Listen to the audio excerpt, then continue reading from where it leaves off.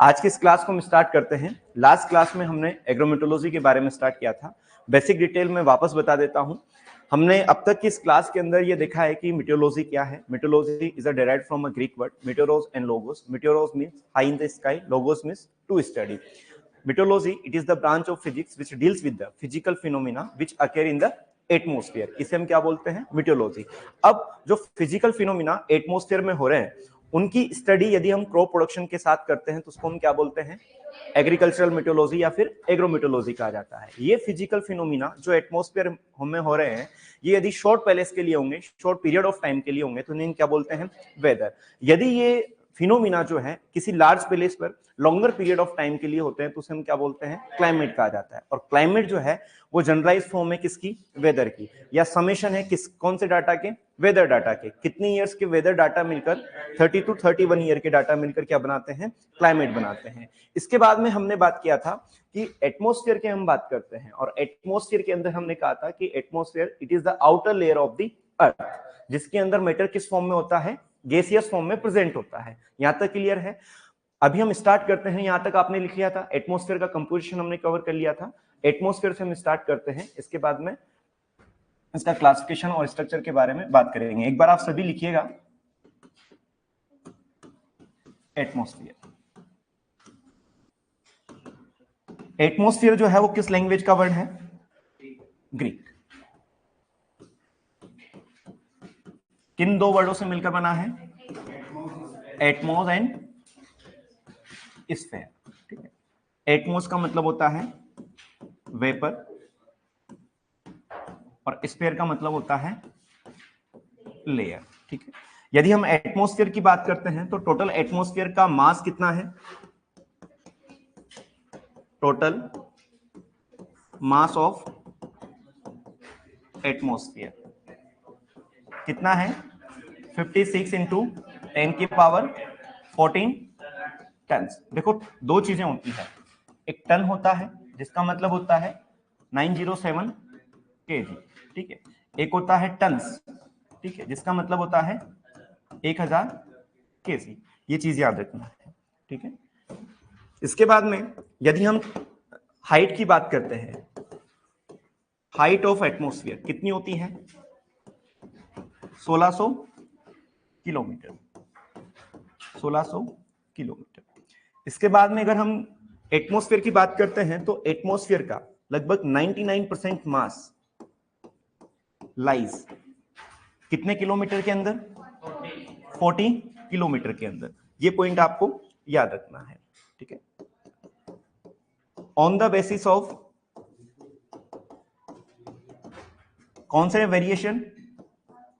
Vertical temperature variation.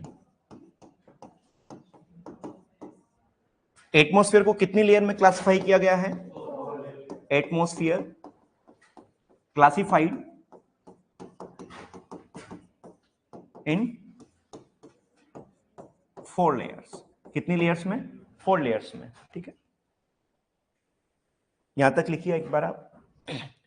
Atmosphere is derived from Greek word Atmos and sphere. Atmos का मतलब vapour and sphere का मतलब layer. Composition हमने लिख लिया था। ठीक है। टोटल मास ऑफ एटमॉस्फेयर कितना है? 56 इंटू 10 की power 14 ton. Height of atmosphere कितनी है? 1600 किलोमीटर। 99% मास जो है लाइज होता है कितने किलोमीटर के अंदर? 40 किलोमीटर के अंदर। ऑन द बेसिस ऑफ किसके बेसिस पे? Vertical temperature. वर्टिकल टेम्परेचर का मतलब ये है कि नीचे से जब हम ऊपर की ओर जाते हैं तो कहीं टेम्परेचर इंक्रीज होता है, कहीं बढ़ता है। इसके बेसिस पर एटमॉस्फेयर को कितनी लेयर में क्लासिफाई किया गया है? 4 लेयर में। ठीक है। ये लिख लिए? लिख लिया? चलो लिखो इसको।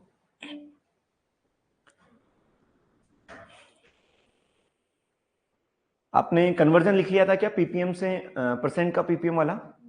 नहीं लिखा था? चलो उसको अभी हम लिख लेंगे ना। पहले लिखवा दिया? चलो एक और बार लिख लेना, जिसने नहीं लिखा क्लास में लास्ट में हम कर लेंगे उसके बारे में। लिखा? चलिए।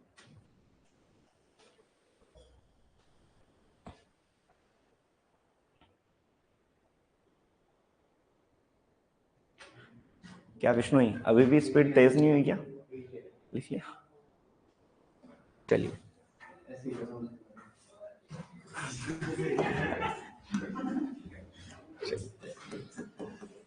उसके बाद अगर हम लेयर्स की बात करते हैं, लेयर्स ऑफ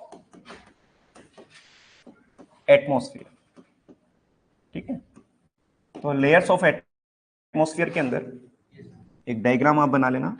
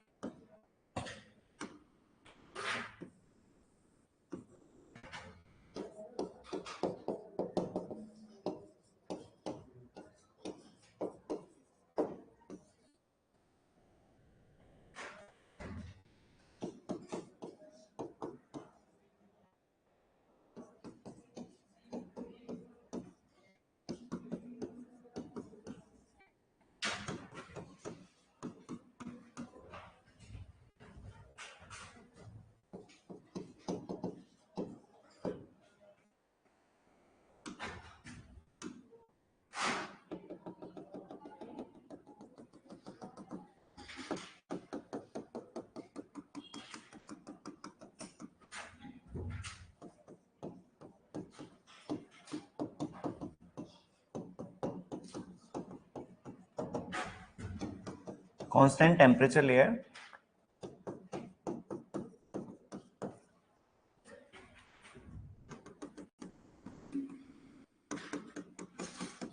यहां भी कांस्टेंट टेम्परेचर लेयर, CTL का मतलब कांस्टेंट टेम्परेचर लेयर है ना।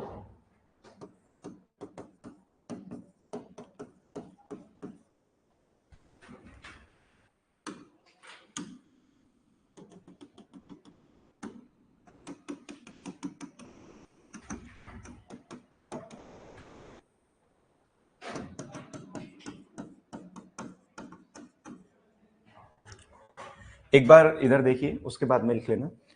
लेयर ऑफ एटमॉस्फेयर की अगर हमने बात की तो किसके बेसिस पे क्लासिफिकेशन किया है? Vertical temperature variation. देखो दो चीजें होती हैं, अगर हम इस पॉइंट से इस पॉइंट की ओर जाते हैं तो उसको हम कौन सा मोमेंट बोलते हैं? Horizontal movement. यदि इस नीचे से ऊपर की ओर जाते हैं तो क्या बोलते हैं? वर्टिकल। एटमॉस्फेयर के अंदर हम ये मान लीजिए हमारा ग्राउंड लेवल है, ग्राउंड लेवल यानी 0 किलोमीटर है, यानी हम ग्राउंड लेवल पर हैं। ग्राउंड लेवल से जब ऊपर की ओर जाएंगे तो कौन सा मोमेंट हुआ? Vertical moment. वर्टिकल मोमेंट के बेसिस पर एटमॉस्फेयर को कितने भागों में डिवाइड किया गया है? 4 लेयर, TSMT, यानी ट्रोपोस्फीयर, स्ट्रेटोस्फीयर, मेसोस्फीयर और थर्मोस्फीयर। थर्मोस्फीयर के अंदर कितनी लेयर है? 2 लेयर। कौन कौन सी है? एक्सोस्फीयर और आइनोस्फीयर। थर्मोस्फीयर की लोअर लेयर कौन सी है? आइनोस्फीयर। अपर लेयर कौन सी है? एक्सोस्फीयर। यदि हम ट्रोपोस्फीयर की बात करते हैं तो ग्राउंड लेवल से कितने किलोमीटर तक? 8 से 18 किलोमीटर तक। अभी हम समझेंगे कि हमने 8 भी लिखा है और 18 भी लिखा है, दोनों हमने क्यों मेंशन किया है। अगर हम स्ट्रेटोस्फीयर की बात करें तो 18 kilometre to 50 kilometre, mesosphere 51 to 80 kilometre, thermosphere 81 से अपर एटमॉस्फेयर किसके अंदर आता है? आपका थर्मोस्फीयर के अंदर आता है। ये चीज समझे। हमने देखा कि ट्रोपोस्फीयर के अंदर टेम्परेचर डिक्रीज हो रहा है, कैसे? जब हाइट इंक्रीज होती है। अभी केवल आपको यही याद रखना है कि ट्रोपोस्फीयर में हाइट बढ़ती है तो टेम्परेचर क्या होता है? डिक्रीज होता है। स्ट्रेटोस्फीयर में हाइट बढ़ती है तो टेम्परेचर भी इंक्रीज। मेसोस्फीयर के अंदर हाइट बढ़ती है तो टेम्परेचर डिक्रीज। थर्मोस्फीयर में हाइट बढ़ती है तो टेम्परेचर इंक्रीज होता है। ये चीज याद रहेगी। लेकिन क्या होता है कि जब हम दो लेयर के बीच के जोन की बात करते हैं, यानी एक लेयर का एंडिंग पॉइंट और सेकंड लेयर का जो स्टार्टिंग पॉइंट होता है, उसके बीच में कांस्टेंट टेम्परेचर लेयर होती है। कांस्टेंट टेम्परेचर लेयर का मतलब क्या होता है कि जहां पर टेम्परेचर में कोई भी चेंजेस नहीं होता है, ना तो टेम्परेचर इंक्रीज होता है ना टेम्परेचर डिक्रीज होता है। जब भी हम किसी चीज को पॉज कर देते हैं तो उसके लिए हम क्या करते हैं, रोक देते हैं, तो पॉज वर्ड यूज करते हैं। अब याद रखना है पहली लेयर यानी ट्रोपोस्फीयर और स्ट्रेटोस्फीयर के बीच में अगर हम ऐसी कांस्टेंट लेयर की बात करते हैं जहां टेम्परेचर क्या होता है, कांस्टेंट होता है, तो उसके लिए कौन सी टर्मिनोलॉजी यूज की जाएगी, ट्रोपोस्फीयर। यानी आपको देखना है कि लेयर पहले कौन आती है एटमॉस्फेयर के अंदर, स्ट्रेटोस्फीयर और मीजोस्फीयर के अंदर जो कांस्टेंट टेम्परेचर लेयर होगी उसको हम क्या बोलेंगे, स्ट्रेटोपोज। मीजोस्फीयर और थर्मोस्फीयर के बीच वाली को क्या बोलेंगे, मीजोपोज। क्या आप लोगों को यहां तक क्लियर है क्या? ये कंफ्यूजन नहीं होना है, ठीक है, कि ट्रोपोस्फीयर और स्ट्रेटोस्फीयर के बीच में जो कांस्टेंट टेम्परेचर लेयर होती है उसको क्या बोलते हैं, स्ट्रेटोपोज बोलते हैं या ट्रोपोपोज बोलते हैं। याद रखना है एटमॉस्फेयर की फर्स्ट लेयर कौन सी है, ट्रोपोस्फीयर। लोवेस्ट लेयर कौन सी है, ट्रोपोस्फीयर। अभी हम और डिटेल में बात करेंगे इसके बारे में। ओजोनोस्फीयर भी कहते हैं, अभी हम बात करेंगे दोस्त, है ना, एक एक चीज के बारे में बात करेंगे। ट्रोपोस्फीयर क्या है, स्ट्रेटोस्फीयर क्या है, ये आपने लिखा क्या? चलिए इसको लिखिए, सब बताएंगे। मोहित, टेम्परेचर फ्लक्चुएशन क्यों होता है, क्या रीजन है कि ट्रोपोस्फीयर में तो टेम्परेचर डिक्रीज होता है और स्ट्रेटोस्फीयर में टेम्परेचर इंक्रीज होता है?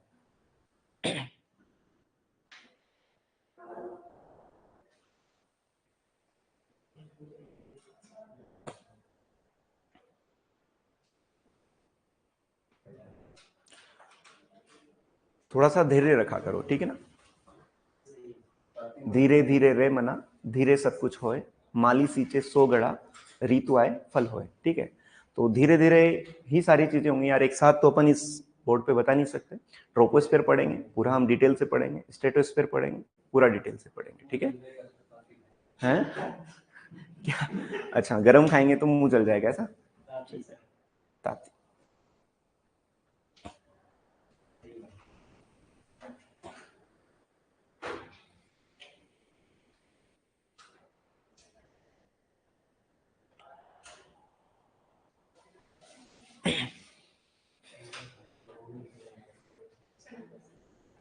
चलिए लिखा, चलिए फर्स्ट लेयर की बात करते हैं, ट्रोपोस्फीयर।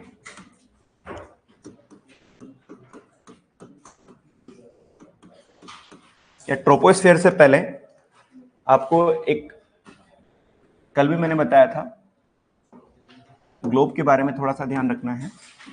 जो 0 डिग्री होता है उसको हम क्या बोलते हैं, इक्वेटर। और इस इक्वेटर के जो पैरेलल लाइन हम खींचते हैं उसको हम क्या बोलते हैं, लेटीट्यूड। क्या कहा जाता है, लेटीट्यूड। और इस इक्वेटर के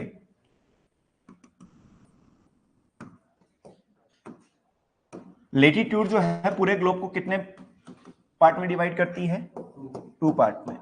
एक तो नॉर्थ पोल और साउथ पोल। अगर क्वेश्चन पूछा जाए कौन जो है ग्लोब को नॉर्थ पोल और साउथ पोल में डिवाइड करता है तो लेटीट्यूड करती है, ठीक है। इक्वेटर के पैरेलल खींची गई काल्पनिक या इमेजिनरी लाइंस, इनको हम क्या बोलते हैं, लॉन्गिट्यूड। क्या कहा जाता है, लॉन्गिट्यूड, लॉन्गिट्यूड।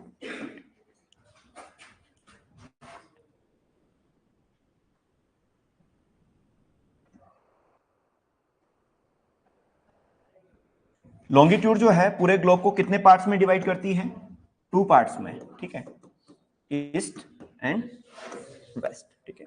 अब एक एक का स्पेसिफिकेशन देख लेते हैं। फर्स्ट अगर हम बात करें लेटीट्यूड के बारे में, लेटीट्यूड जो है इमेजिनरी लाइन है जो कि इक्वेटर के पैरेलल खींची जाती है, जो किस चीज को इंडिकेट करती है, इंडिकेट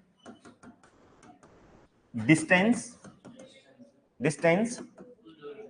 between 2 geographical points,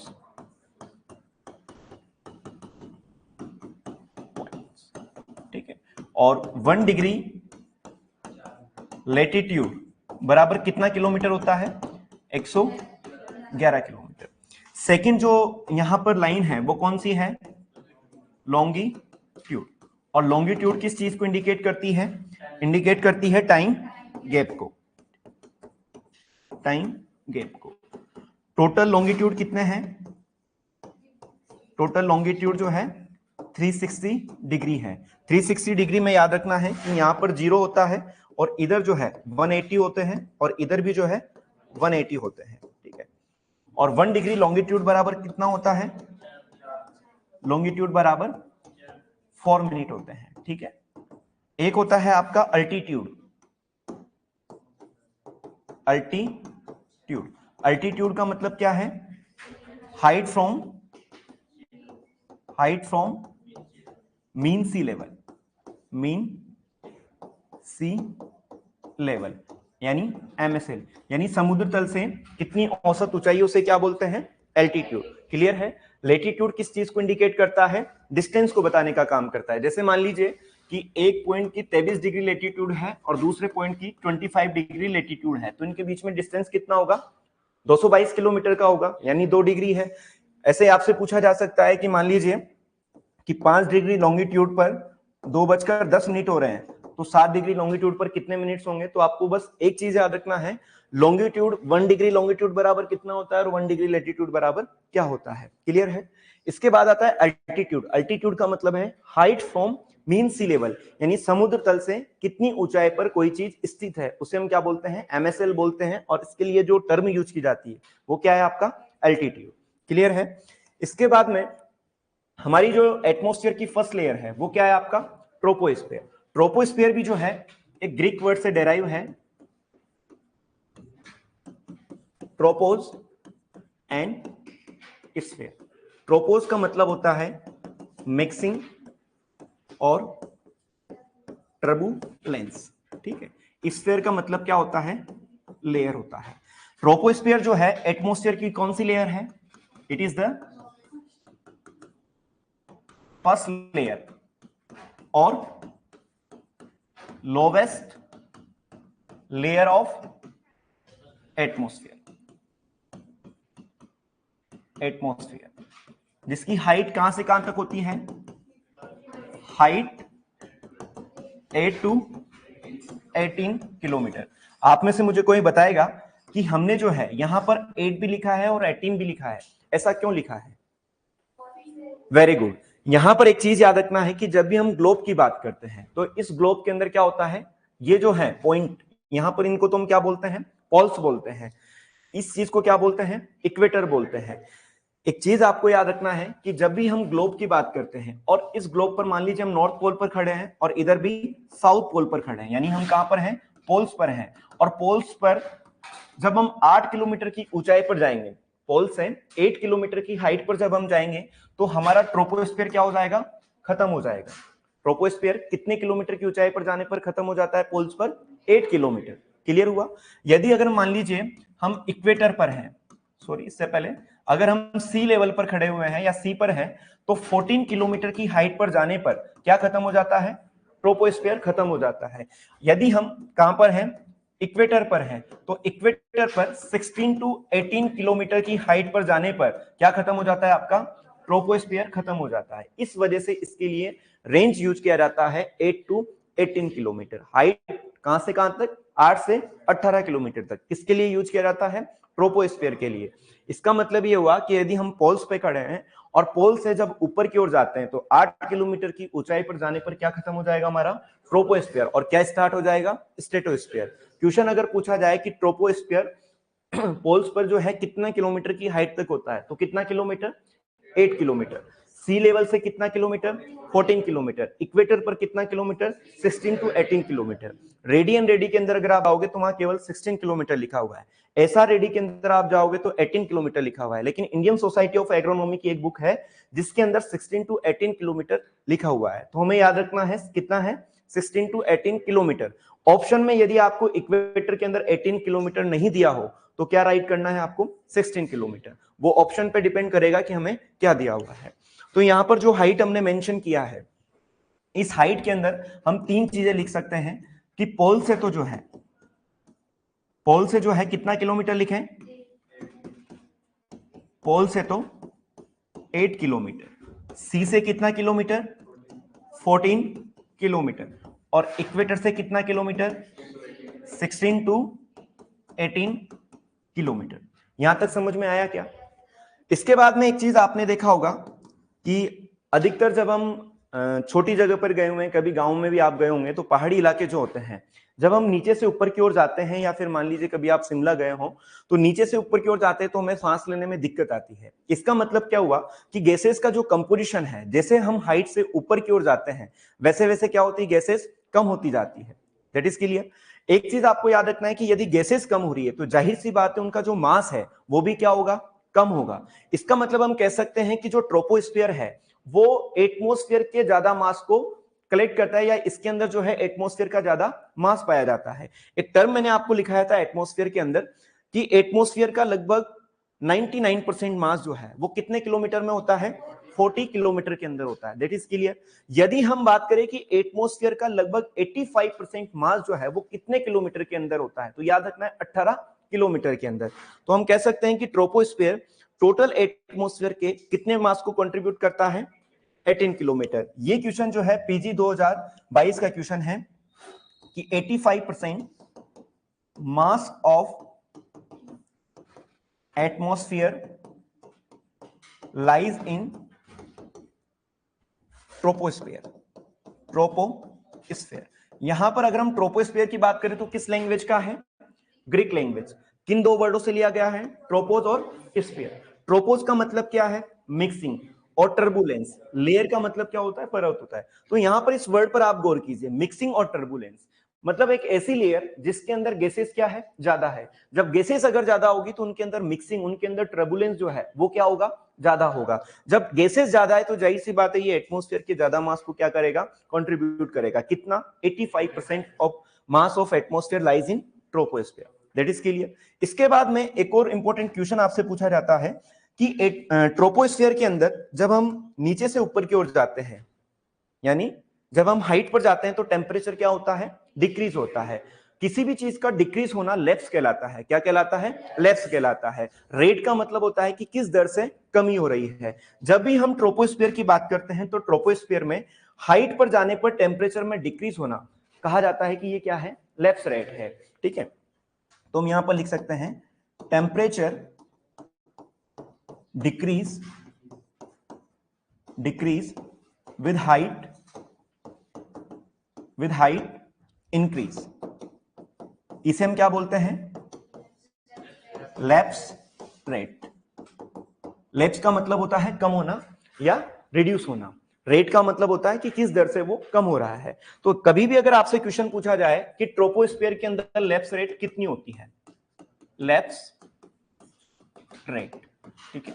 अगर मान लीजिए हम 1 किलोमीटर की हाइट पर जाते हैं, 1 किलोमीटर हाइट पर अगर हम जाते हैं तो टेम्परेचर में 6.5 डिग्री सेल्सियस की क्या हो जाती है, कमी हो जाती है।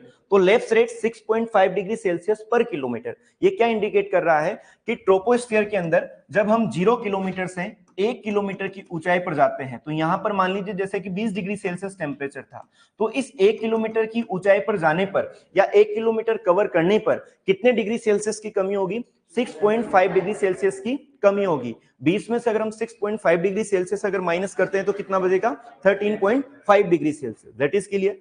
तो ये क्या है आपका लैप्स रेट। यदि आपको यहां पर हाइट जो है वो किलोमीटर में ना दी जाए और यहां पर आपसे पूछा जाए कि 1000 फीट की हाइट पर जाने पर जो है कितने डिग्री टेम्परेचर में डिक्रीज होता है, तो याद रखना है यहां पर 3.5 डिग्री फ़ारेनहाइट। क्लियर हुआ। दोनों चीजें अलग है। 1 किलोमीटर में कितना मीटर होता है, 1000 मीटर होता है। साइंटिस्ट ने जो है, कभी कभी क्या होता है कि किसी वैज्ञानिक का दिमाग ये सोचता है कि मुझे ऐसा टर्म देके जाना है कि लोग मुझे याद रखें, ठीक है। तो ऐसे ही कुछ कन्वर्जन फैक्टर, जैसे हम बात करते हैं कि नाइट्रोजन को अमोनिया में चेंज करने के लिए किससे मल्टीप्लाई करना है, या अमोनिया को नाइट्रोजन में कन्वर्ट करने के लिए किससे मल्टीप्लाई करना है, तो कुछ कन्वर्जन फैक्टर्स जो है यहाँ दे दिए जाते हैं। इन्होंने क्या किया कि 1 किलोमीटर को पहले फिट में कन्वर्ट किया, फिर डिग्री सेल्सियस को फ़ारेनहाइट में कन्वर्ट किया, और एक सिंबलाइजेशन दे दिया कि भाई 1000 फीट अगर हम ऊपर जाते हैं जो टेम्परेचर में डिक्रीमेंट होता है वो 3.5 डिग्री फ़ारेनहाइट होता है। समझ में आया क्या, दोनों चीजें सही है। 1 किलोमीटर ऊंचाई पर जाने पर कितना डिग्री सेल्सियस कम होता है, 6.5 डिग्री सेल्सियस, ये भी सही है लैप्स रेट में। और 1000 फीट ऊंचाई पर जाने पर कितना डिग्री सेल्सियस कम होता है, 3.5 डिग्री फ़ारेनहाइट, ठीक है। इसके अलावा एक चीज और होती है, adiabatic lapse rate. Adiabatic lapse rate. Lapse rate क्या इंडिकेट कर रहा है, decrease in temperature with increasing the height, that is clear. लेकिन वर्ड आगे क्या लग गया, एडियाबेटिक। एडियाबेटिक का मतलब यह है कि एटमॉस्फेयर के अंदर एयर के राइज और फॉल होने की वजह से, यानी जो हवाएं हैं वो ज्यादा होने की वजह से या ऊपर उठने की वजह से या नीचे गिरने की वजह से जो टेम्परेचर में चेंजेस आता है उसे हम क्या बोलते हैं, एडियाबेटिक लैप्स रेट कहा जाता है। Decreasing in temperature with increasing the height due to the rising or falling of air in atmosphere is known as a adiabatic lapse rate. That is clear? ये चीज आपको याद रखना है, लैप्स रेट अलग चीज है और एडियाबेटिक लैप्स रेट अलग चीज है, ठीक है। तो इसको हम लिख सकते हैं decreasing in temperature with increasing the height. ये डेफिनेशन किसको बताया, लैप्स रेट को, ठीक है। ड्यू टू दी राइजिंग और फॉलिंग ऑफ एयर, या फिर ऐसे भी लिख सकते हैं changing in temperature due to the rising और फॉलिंग ऑफ एयर। इसे भी हम क्या बोलते हैं, एडियाबेटिक लैप्स रेट कहा जाता है। अब देखो एडियाबेटिक लैप्स रेट के अंदर जो एयर है वो दो प्रकार की होती है, एक ड्राई एयर होती है और एक वेट एयर होती है, ठीक है। आपसे क्वेश्चन पूछा जाएगा कि अगर मान लीजिए एटमॉस्फेयर के अंदर ड्राई एयर चलता है तो कितना टेम्परेचर डिक्रीज होता है, तो याद रखना है 10 डिग्री सेल्सियस पर किलोमीटर, ठीक है। यदि ड्राई एयर चल रही है तो कितना किलोमीटर, 1 किलोमीटर जाने पर कितना डिग्री सेल्सियस कम होगा, 10 डिग्री सेल्सियस। इसको हम क्या बोलते हैं, dry air adiabatic lapse rate. Simple question पूछा जाएगा कि dry air adiabatic lapse rate पर किलोमीटर इंक्रीज होने पर कितना डिग्री सेल्सियस कम होता है, 10 डिग्री सेल्सियस। यदि वेट एयर की बात करें तो कितना, 6 डिग्री सेल्सियस पर किलोमीटर। समझ में आया क्या, लैप्स रेट अलग चीज है, एडियाबेटिक लैप्स रेट अलग चीज है, क्लियर है। अब क्वेश्चन ये बनता है कि ऐसा क्या हो रहा है कि 1 किलोमीटर ऊंचाई पर जाने पर ट्रोपोस्फीयर के अंदर टेम्परेचर घट रहा है या टेम्परेचर में चेंजेस हो रहा है, कोई बता पाएगा मुझे रीजन क्या है। रीजन, हाइट अगर बढ़ती है तो टेम्परेचर डिक्रीज हो रहा है, ऐसा क्यों होता है, एटमॉस्फेरिक प्रेशर। और कोई जो भी ऑनलाइन है बोलो, चलिए कोई दिक्कत नहीं है। मान लीजिए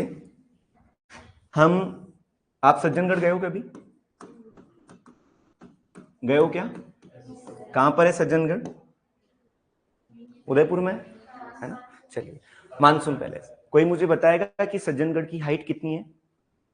चलिए जब भी आप सज्जनगढ़ जाओ, एंट्री पॉइंट के बीच में या ऊपर ही ऊपर जो है वहां पर लिखा हुआ है 935 मीटर फ्रॉम एल्टीट्यूड। एल्टीट्यूड का मतलब क्या है कि समुद्र तल से कितना ऊंचाई है, 935 मीटर का, क्लियर हुआ। अब जब हम 1 किलोमीटर की हाइट, वैसे तो ये 1 किलोमीटर नहीं हो रहा है, 1 किलोमीटर ऊंचाई पर हम जाते हैं तो कितना डिग्री सेल्सियस टेम्परेचर कम होता है, 6.5 डिग्री सेल्सियस टेम्परेचर डिक्रीज होता है।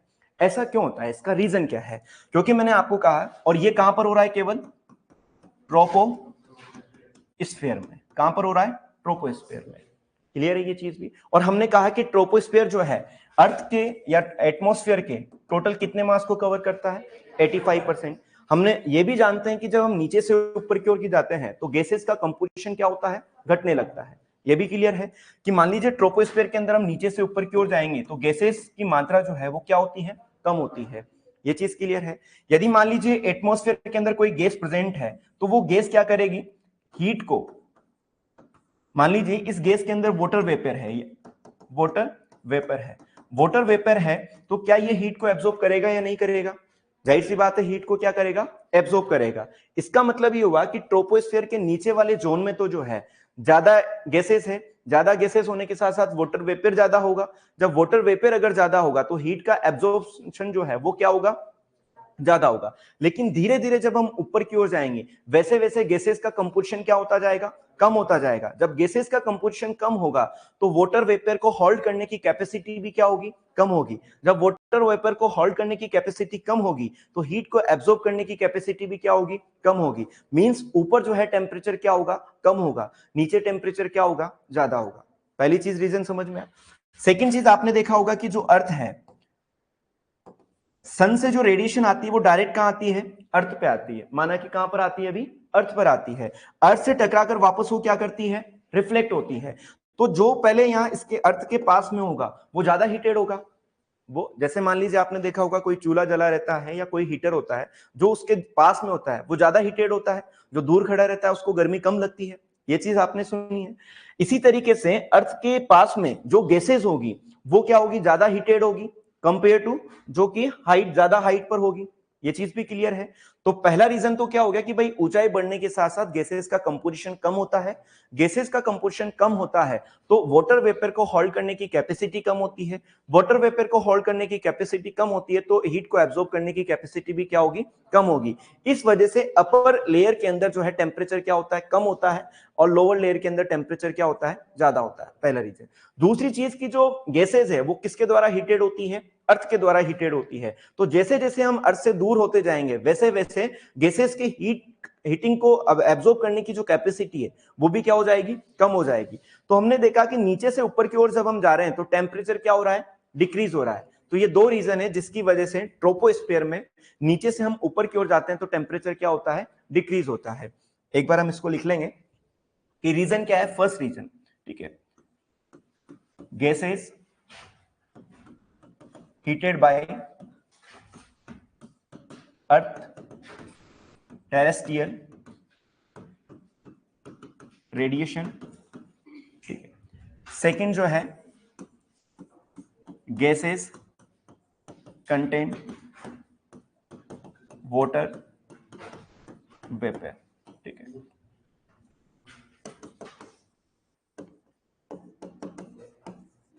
Height increase, gases decrease, water vapor holding capacity decrease, और हीट कैपेसिटी भी क्या होगी, डिक्रीज होगी। तो यहां तक समझ में आया क्या आप लोगों को, ये चीज क्लियर है। आप कभी प्लेन में बैठे हो क्या, नहीं बैठे हो, चलो मैं भी नहीं बैठा, सभी एक साथ बैठेंगे, ठीक है। चलिए, जो बैठे होंगे आपने देखा होगा, जो भी अगर प्लेन में बैठे होंगे तो जब आप प्लेन में फ्लाइट में जब होते हो तो ऊपर से देखते हो तो बादल कहाँ होते हैं, नीचे होते हैं। चलिए कोई दिक्कत नहीं, सज्जनगढ़ गए हो मानसून सीजन के अंदर, जब हम ऊपर जाते हैं तो हमें ऐसे लगता है कि बादल कहाँ है, नीचे की ओर है। इसका मतलब ये हुआ कि फ्लाइट और हमारा जो सज्जनगढ़ है वो दोनों इक्विवेलेंट मान सकते हैं। यानी जो फ्लाइट चलती है, क्वेश्चन पूछा जाता है कि एयर फ्लाइट जो है एटमॉस्फेयर के किस जोन के अंदर चलती है, किस लेयर के अंदर चलती है। तो याद रखना है किस में चलती है, ट्रोपोस्फेयर में। और ट्रोपोस्फेयर में भी जो अपर लेयर है यानी अपर पार्ट ऑफ ट्रोपोस्फेयर में फ्लाइट चलती है। तो हम यहां पर एक और पॉइंट लिख सकते हैं, air flights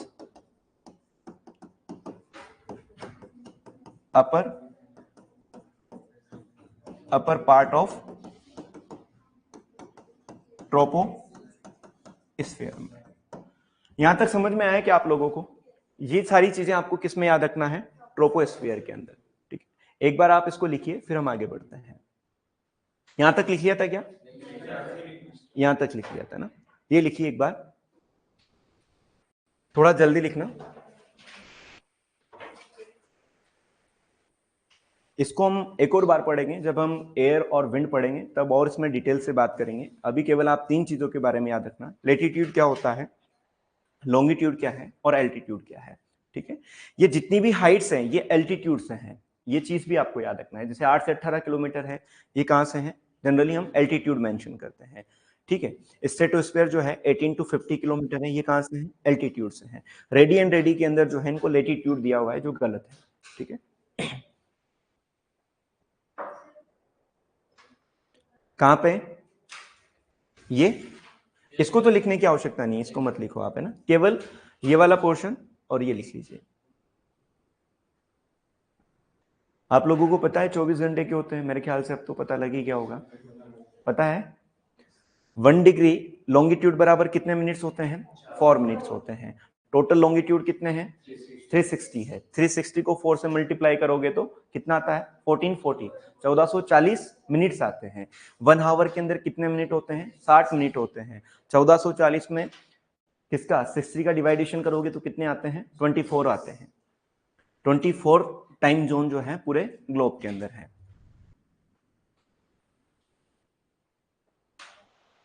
back page 1 second के लिए ना, चलो एक बार लिख लीजिए। पूनम धायल जो भी है, जब क्लास रिकॉर्डेड हो जाए तो वहां से कवर कर लेना।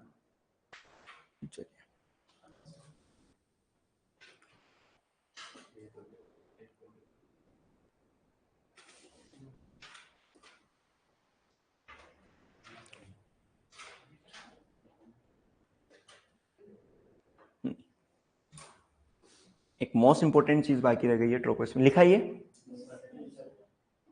थोड़ा जल्दी लिखो यार विष्णोई।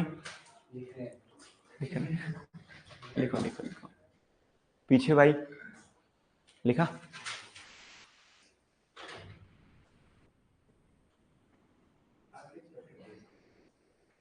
क्या?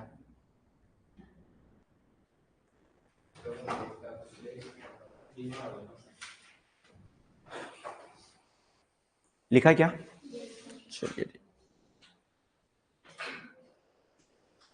ये लिख लीजिए। ट्रोपोस्फीयर फर्स्ट लेयर और lowest layer of atmosphere, height जो है 8 to 18 kilometre.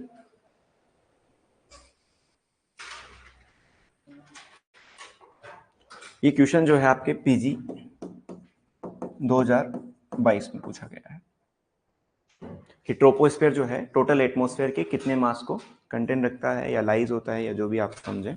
85%।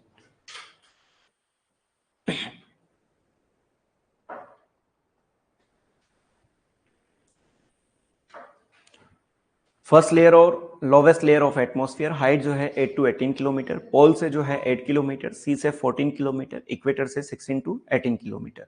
85% mass of atmosphere lies in troposphere. Temperature decrease with height increase, इससे हम बोलते हैं लैप्स रेट। ठीक है,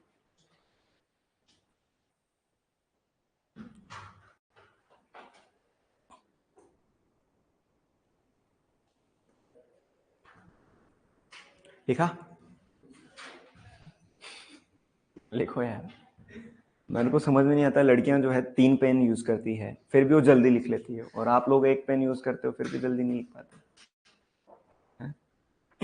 ऐसा होता है ना? लिख लिया क्या? लिखो यार।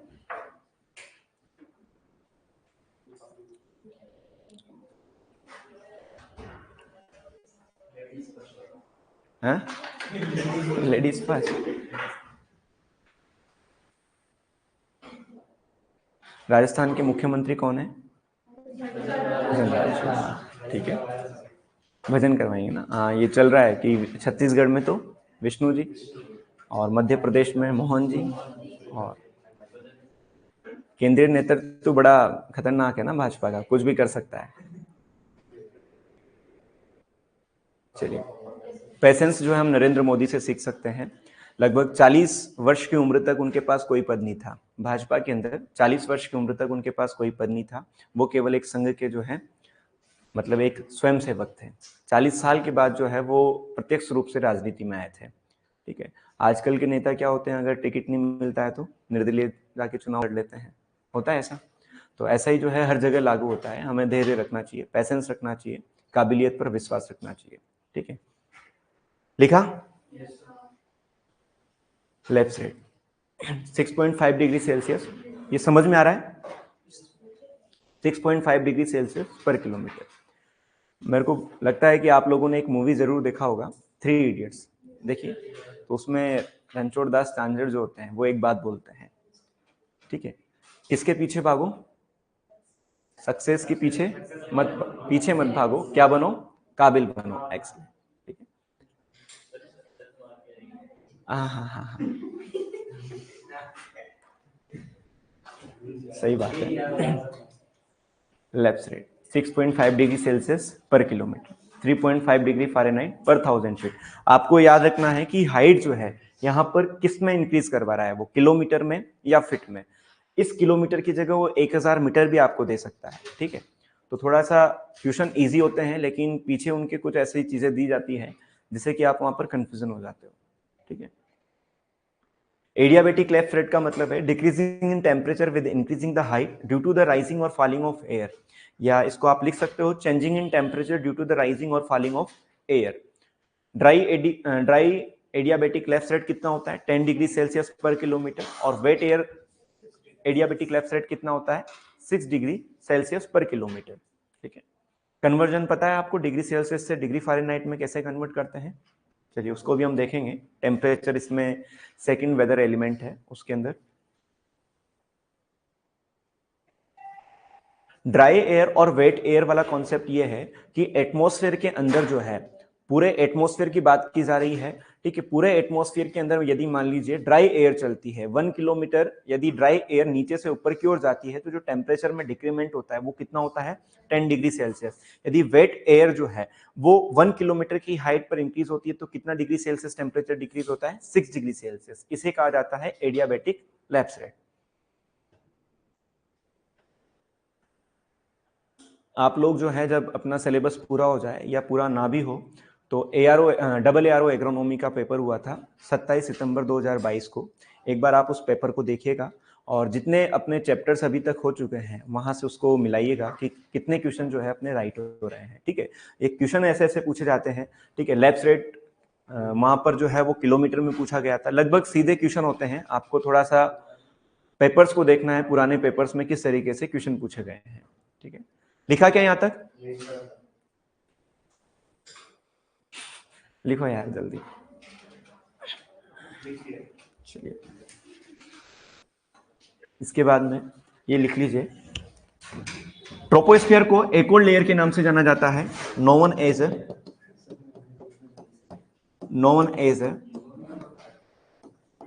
Seat of weather phenomena, seat of weather phenomena. Troposphere is also known as a seat of weather phenomena, ठीक है। एक बार इसको लिखो फिर मैं समझाता हूं कि इसे सीट ऑफ वेदर फिनोमिना क्यों बोला जाता है।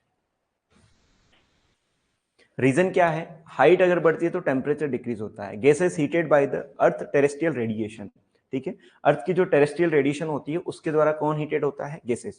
आपको माइंड में याद रखना है, जैसे हम ऊंचाई पर जाते हैं या जैसे ऊपर की ओर जाते हैं गैसेस कम होती जाती है। गैसेस कम होती जाएगी तो उनकी जो हीटिंग कैपेसिटी है वो भी क्या होगी, कम होगी। और जब हीट कम होती है, अर्थ टेरेस्ट्रियल यानी होता है धरातल,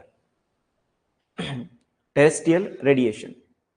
गैसेस कंटेन वाटर वेपर, है ना, ये सेकंड पॉइंट है। इसके बेसिस पर हमने कहा कि हाइट इंक्रीज तो गैसेस डिक्रीज होती है, water vapour holding capacity decrease होती है और हीट कैपेसिटी भी क्या होती है, डिक्रीज होती है। What is the major difference between the temperature and heat, तापमान और ऊष्मा में क्या अंतर है।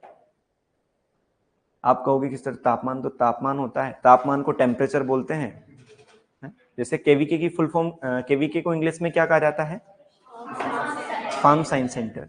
आप लोगों से कल शायद सर ने पूछा होगा कि IRI के अंदर जो ए है उसका मतलब क्या होता है, एग्रीकल्चर।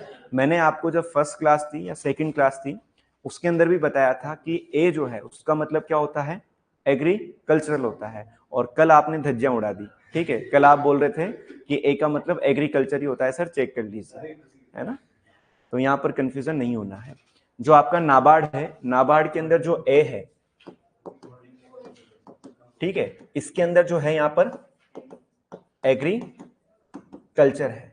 क्या है, एग्रीकल्चर। चाहे वो अपेडा हो नाफेड हो, उनके अंदर जो ए है उसका मतलब आपका एग्रीकल्चर है। कभी भी आपको ऐसी फुल फॉर्म हो तो उनको ध्यान से देखिएगा, ठीक है, कि ए का मतलब एग्रीकल्चर है या एग्रीकल्चरल है, ठीक है। जिस तरीके से IMD की फुल फॉर्म क्या है, इंडिया मेट्रोलॉजिकल डिपार्टमेंट। आप रेडी एंड रेडी देखो, सुंडा देखो या कहीं भी देखो तो वहां पर इंडियन लिखा हुआ है, लेकिन जब आप गूगल करते हो तो क्या आता है, इंडिया आता है। लिखा है यहां तक। देखिए इसको सीट ऑफ वेदर फिनोमिना इसलिए कहा जाता है क्योंकि जो ट्रोपोस्फीयर है वो अर्थ के एटमॉस्फेयर के टोटल मास का कितना परसेंट कंट्रीब्यूट करता है? 85%। 85% कर रहा है, मतलब गैसेस का कंपोजिशन यहाँ पर क्या है? ज्यादा है। जब मिटोलॉजी की हम डेफिनेशन की बात कर रहे थे, तो मिटोलॉजी क्या है? It is the branch of physics which deals with the physical phenomena which occur in the atmosphere that produce the weather. यानी ऐसे भौतिक प्रक्रमों के बारे में हम स्टडी करते हैं जो क्या बनाते हैं? वेदर को प्रोड्यूस करते हैं। अब वेदर किससे प्रोड्यूस हो रहा है? फिजिकल फिनोमिना से। अब फिजिकल फिनोमिना कहां ज्यादा होंगे? जहां पर गैसेस प्रेजेंट होगी, ठीक है। तो गैसेस जहां पर ज्यादा है वहां पर ही आपकी सारी चीजें क्या होंगी? वेदर फिनोमिना होंगे। यानी आपके क्लाउड्स का बनना, चाहे टेम्परेचर का इंक्रीज होना, डिक्रीज होना, चाहे रिलेटिव ह्यूमिडिटी की बात हो, तो सारे फिनोमिना किससे कंट्रोल होते हैं? आपके ट्रोपोस्फीयर वाले जोन से होते हैं। इस वजह से सीट ऑफ वेदर फिनोमिना किसे कहा जाता है? आपके ट्रोपोस्फीयर को कहा जाता है। क्लियर है? ये लाइन लिखा आपने? चलिए, ये आपका ट्रोपोस्फीयर यहां तक ही है। इसके बाद में सेकेंड लेयर जो है उसका नाम क्या है? स्ट्रेटोस्फीयर। स्ट्रेटोस्फीयर को जो है, अगर हम हाइट की बात करें तो हाइट कितनी हाइट तक होता है स्ट्रेटोस्फीयर?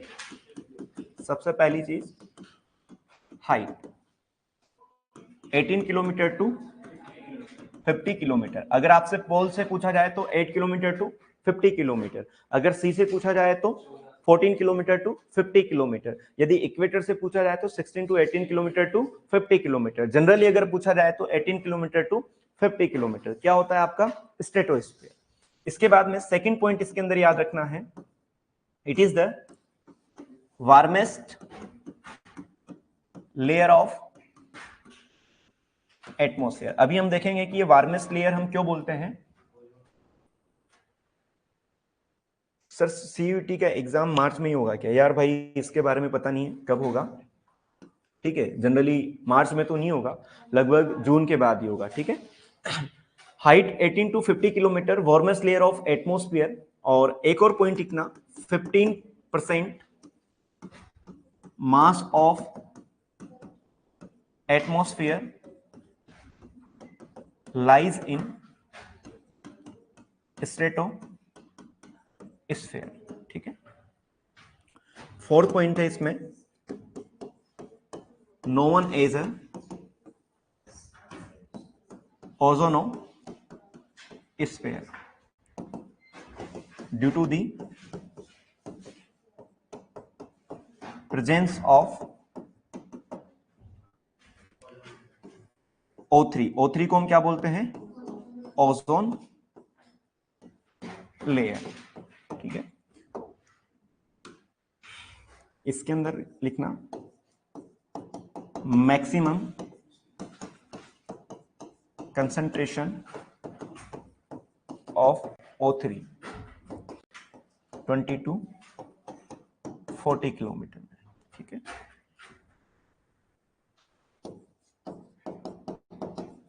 मैक्सिमम कंसंट्रेशन, या फिर यहीं 2 to 8 ppm, ठीक है।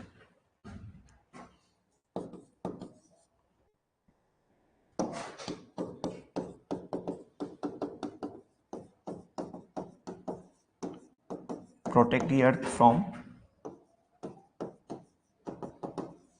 हार्मफुल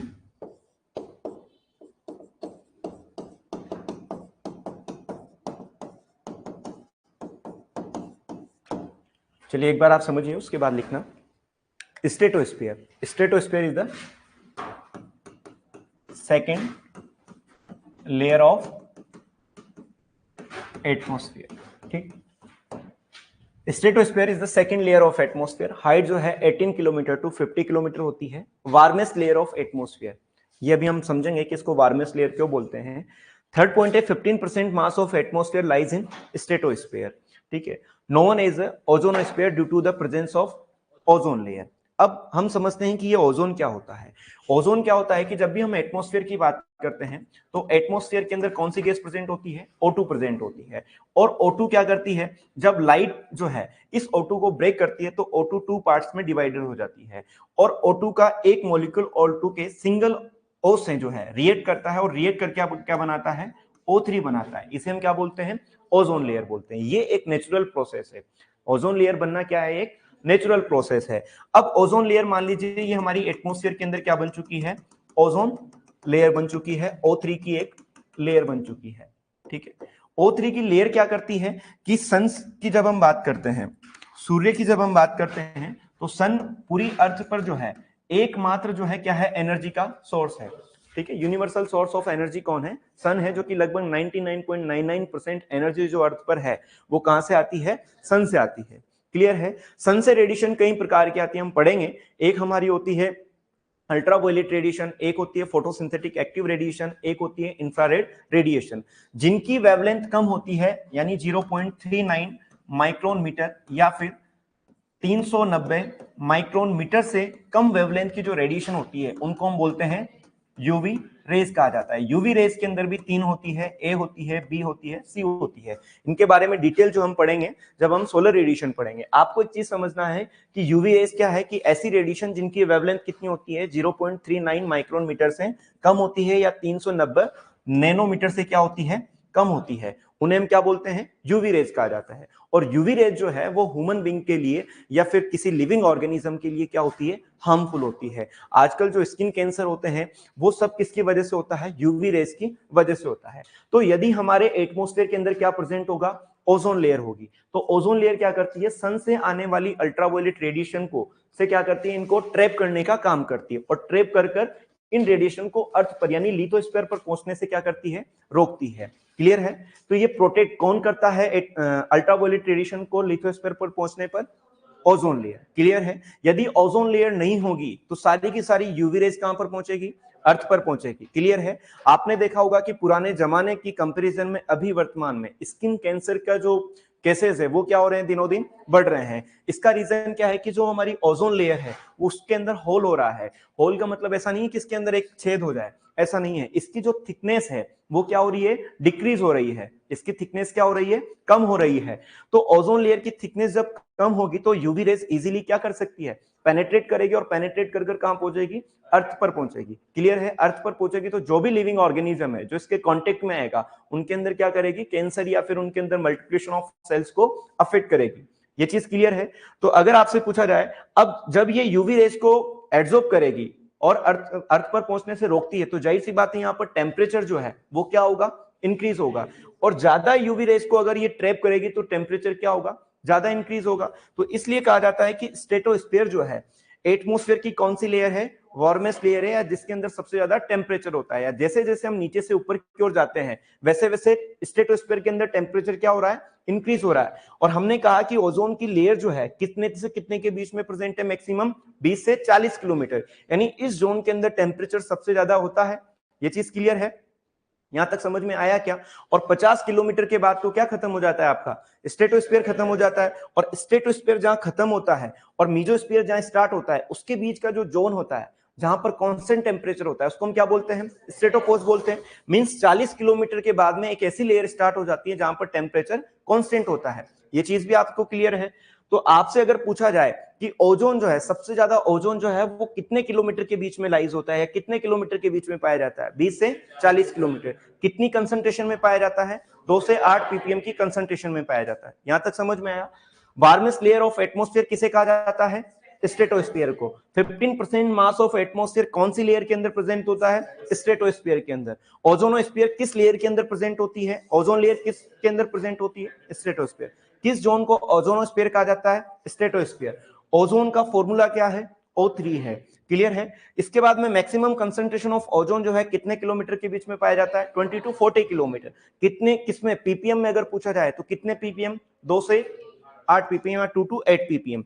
ये किससे प्रोटेक्ट करती है, protect the earth from the harmful ultraviolet radiation. कौन प्रोटेक्ट करता है, O3, यानी O3 protect the earth from the harmful ultraviolet radiation by trapping UV rays. यहां तक समझ में आया क्या आप लोगों को। इसके बाद में 2-3 क्वेश्चन आपसे पूछा जाता है, किसने ये फाइंड किया कि ओजोन जो है एटमॉस्फेयर के अंदर प्रेजेंट है। तो फर्स्ट साइंटिस्ट है Charles Fabry and Henri Buisson. Charles Fabry and Henri Buisson, इन्होंने डिस्कवर किया कि O3 लेयर इन एटमॉस्फेयर, ठीक है। सेकंड है फोटोकेमिकल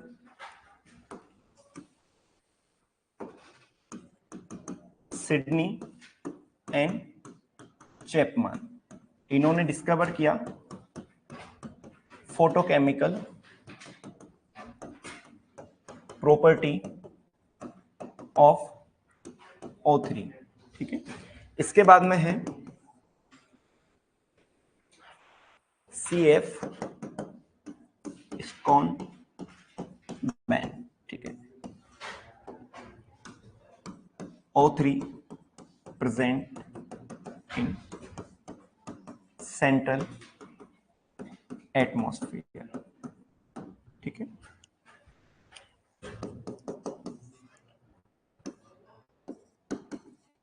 O3 लेयर या फिर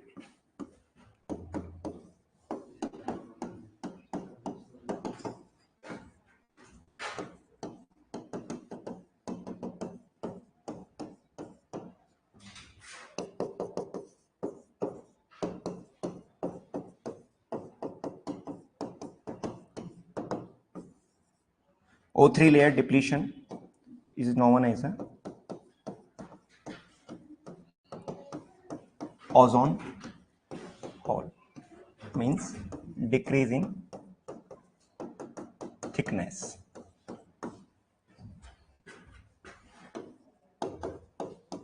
Reason CFC, chlorofluorocarbon,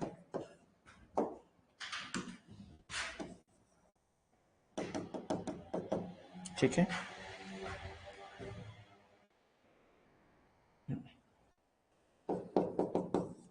1 mole of CFC, 1 molecule of CFC destroy 10⁵ molecule of O3, ठीक है।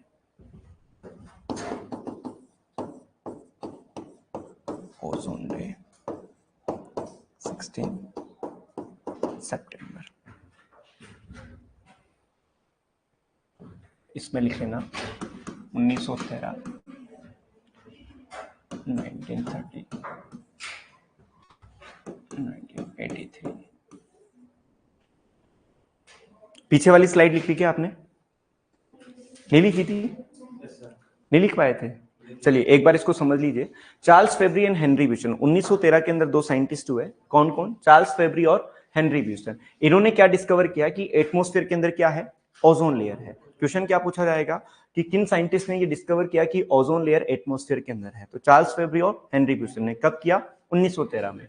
सिडनी एंड चैपमैन ने क्या बताया? फोटोकेमिकल प्रॉपर्टीज ऑफ O3, यानी ये ओजोन बनता कैसे है, ठीक है। साथ ही साथ कि ओजोन का जो डिप्लीशन है वो कैसे होता है, यानी फोटो यानी क्या होता है? लाइट, केमिकल्स, यानी ये जो लाइट के द्वारा बनने वाली जो ओजोन है वो किन केमिकल्स के द्वारा प्रभावित होती है, किन केमिकल से वो डिस्ट्रॉय होती है, उसके बारे में किसने बताया?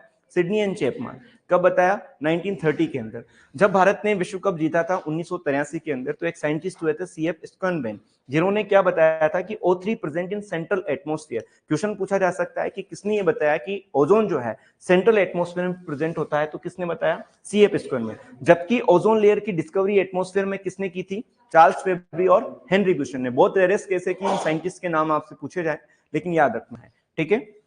डॉप्सन क्या है? यूनिट ऑफ ओजोन, ठीक है। उसके बाद O3 लेयर डिप्लीशन, इसको हम क्या बोलते हैं? ओजोन होल कहा जाता है। ओजोन होल का मतलब क्या है? डिक्रीज इन थिकनेस, यानी जो ओजोन की जो थिकनेस है उसमें कमी होना क्या कहलाता है? ओजोन होल कहलाता है। अब ओजोन होल जो हो रहा है या थिकनेस डिक्रीज हो रही है, उसके पीछे रीजन क्या है? क्लोरोफ्लोरोकार्बन है। ऑटोमोबाइल से निकलने वाली या फिर एसिड जो है उनसे निकलने वाली जो हार्मफुल गैसेस है, जो कि ग्रीन हाउस गैसेस है, जिसका नाम क्या है? CFC है, क्लोरोफ्लोरोकार्बन है। और इस क्लोरोफ्लोरोकार्बन में भी सबसे हार्मफुल कौन सी है? क्लोरीन है।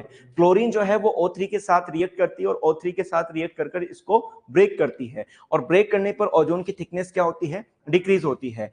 तो ऐसी गैसेस के इमिशन को कम करने के लिए, ऐसी गैसेस को, स्राव को कम करने के लिए हर साल जो है 16 सितंबर को क्या सेलिब्रेट किया जाता है? ओजोन डे सेलिब्रेट किया जाता है। तो क्वेश्चन पूछा जा सकता है कि ओजोन डे कब मनाया जाता है। इसके बाद में 1 मॉलिक्यूल ऑफ सीएफसी, यानी अगर एक मॉलिक्यूल सीएफसी का, क्लोरोफ्लोरोकार्बन का रिलीज होता है तो 10 की पावर 5 मॉलिक्यूल्स ऑफ ओजोन क्या होते हैं? डिस्ट्रॉय होते हैं, खत्म होते हैं। ये चीज क्लियर है? यदि एक मॉलिक्यूल सीएफसी का एटमॉस्फेयर के अंदर आप रिलीज करते हो तो कितने मॉलिक्यूल्स को डिस्ट्रॉय करता है? 10 की पावर 5 मॉलिक्यूल्स। यहां से ये क्वेश्चन पूछे जा सकते हैं। क्लियर है? तो पीछे लिखा नहीं लिखा आप लोगों ने? लिख लिया था? चलो एक बार इसको लिखिए, थोड़ा जल्दी करना। स्ट्रेटोस्फीयर जो है कौन सी लेयर है? सेकेंड लेयर है, ठीक है। हाइट जो है कहां से कहां तक? 18 kilometre to 50 kilometre. Warmest layer of atmosphere. 15% mass of atmosphere lies in stratosphere. Known as ozonosphere. क्यों कहा जाता है? रीजन समझ में आया, ठीक है। मैक्सिमम कंसंट्रेशन ओजोन की कितने किलोमीटर के बीच में लाइज होती है? 20 टू 40 किलोमीटर के बीच में। कितने पीपीएम? 2 to 8 ppm. मिलीग्राम में पूछो तो कितने मिलीग्राम? 2 to 8 मिलीग्राम, ठीक है। Protect the earth from the harmful ultraviolet radiation by trapping UV rays. अगर यूवी रेज को ट्रैप करेंगे तो जाहिर सी बात इनके अंदर हीट होती है, और हीट होती है तो टेम्परेचर क्या होगा? इंक्रीज होगा, ठीक है। तो वार्मेस्ट लेयर किसको बोलते हैं? स्ट्रेटोस्फीयर। ट्रोपोस्फीयर के बाद में अगर मैं आपसे पूछूं ट्रोपोपोस्ट क्या होता है, तो ये चीज समझ गए। ट्रोपोस्फीयर और स्ट्रेटोस्फीयर के बीच में एक ऐसा जोन जिसके अंदर क्या होता है? कांस्टेंट टेम्परेचर होता है, उसको हम क्या बोलते हैं? ट्रोपोपोस्ट। स्ट्रेटोस्फीयर में हाइट के बढ़ने के साथ साथ टेम्परेचर डिक्रीज होता है, इंक्रीज होता है, पहले डिक्रीज होता है फिर इंक्रीज होता है, या पहले इंक्रीज होता है फिर डिक्रीज होता है? इंक्रीज ही होता जाता है, मतलब है ना, लगभग जो है वो इंक्रीज होता जाता है। वो तो स्ट्रेटोस्फीयर के एंड पॉइंट में जहां पर मेसोस्फीयर स्टार्ट होगा उसके बीच में कांस्टेंट लेयर होगी जहां पर कोई भी चेंजेस नहीं होगा। ये लिखा? चलिए ये स्लाइड और लिख लीजिए। Charles Fabry and Henri Buisson. रोजाना का अगर आप एक चीज भी याद करते हो, आज यदि आप ये याद करोगे कि ozone layer present in atmosphere, Charles Fabry, Henri Buisson, दिन में 4-5 बार अगर याद करोगे तो आपको ये नाम याद हो जाएगा। कल वापस जो है फोटोकेमिकल प्रॉपर्टीज वाला याद करना, सिडनी चैपमैन, ठीक है। एंटोमोलॉजी याद हो जाती है आप लोगों को? इंसेक्ट पेस्ट हो जाते हैं? चलो फिर अच्छी बात है। कोई भी चीज जो याद ना हो उसका छोटा सा फंडा है, छोटे से पेज पर लिखकर जो है जहां आप पढ़ते हो वहां चिपका दो, और जब भी टाइम मिले दिन में 4-5 बार उनको पढ़ते जाओ, ठीक है। इसको छोटा करें।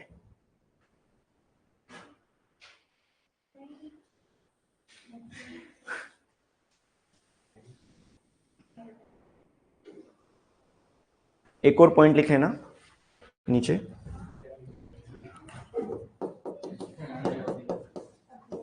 Temperature increase with decreasing the with increasing the height.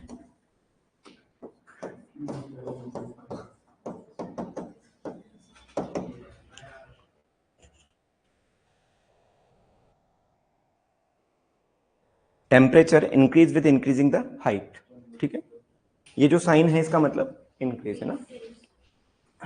चलिए आज के इस क्लास के अंदर हमने जनरल एटमॉस्फेयर के बारे में बात किया है, ठीक है। एटमॉस्फेयर का मास कितना होता है, कौन सा वर्ड है, कितनी इसकी हाइट होती है, किस बेसिस पर इसका क्लासिफिकेशन किया गया है, क्या इसकी लेयर्स की सीक्वेंस होती है।